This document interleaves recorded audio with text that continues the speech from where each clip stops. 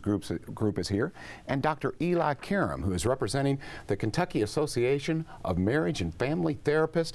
Dr. Eli, it's only appropriate. We've been talking about marriages and getting engaged. It's that time of year. It is. New Year's, Christmas, people proposing, spring, the weddings come. But you're going to talk about some premarital counseling, which I think is very appropriate. Smart move. Yeah, it's a topic. It fits the theme this week on the show, but it also is something that a lot of young people or people considering marriage are going through. And many people will say, well, we're young and in love. We don't want to be told what's wrong with this. There's nothing wrong with this. So why should we go and do that?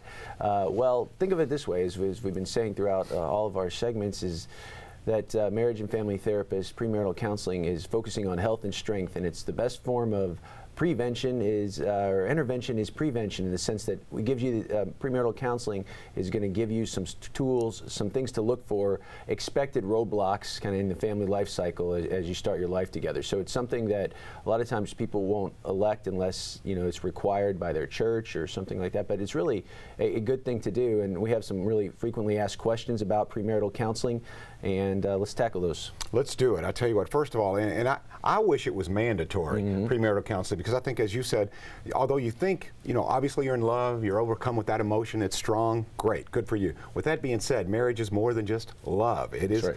And I don't want to say it's a job, and I'm not going to preach on it. This is your job. But first of all, what topics are usually covered when you have premarital counseling? What topics are usually covered? Well, premarital counseling is going to look at areas of compatibility, first of all, and difference. So very important, because a lot of times, as we've said, you're drawn to differences in your partner, but over time, those differences, while at first intriguing, really become kind of thorns in your side. So premarital counseling is going to look at traditional commonalities and also differences as far as how you were raised, what we call your family of origin, because a lot of what we do is kind of primed in how we were brought up, and we don't really think about it until we get married or we have kids. So premarital counseling will address how you have the decision to have kids, what type of parenting you're going to have, issues around money, issues around communication, all major kind of areas that you would cover moving forward in a marriage that sometimes people don't talk about until they're in the fog of war, as we say, or in the heat in the thick of it. So it gives you kind of a roadmap to what to look forward to and what to address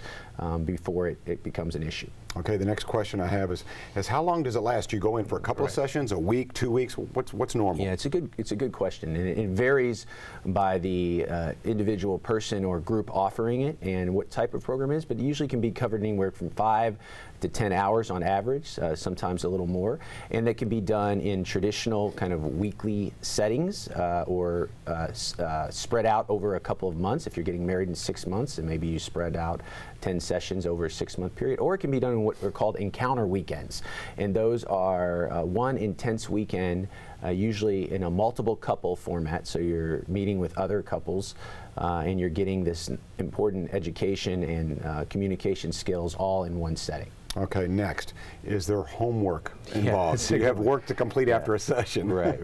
Well, any type of consumer, most people want skills they can use. So yes, there will probably be some homework in the form of compatibility surveys or questionnaires or actual conversations that you have with your fiance in between meetings, and you take back and they inform the following session. All right, thank you, Dr. Eli. We're going to go back to Papa John's Cardinal Stadium. We're going to see what kind of major flow here. That's fine. We're talking about premarital counseling, how important it is, and the fact that if you are thinking about getting married, we highly recommend premarital counseling. We were going over a list of questions, Doctor, that you should go over with, that you can answer about premarital counseling.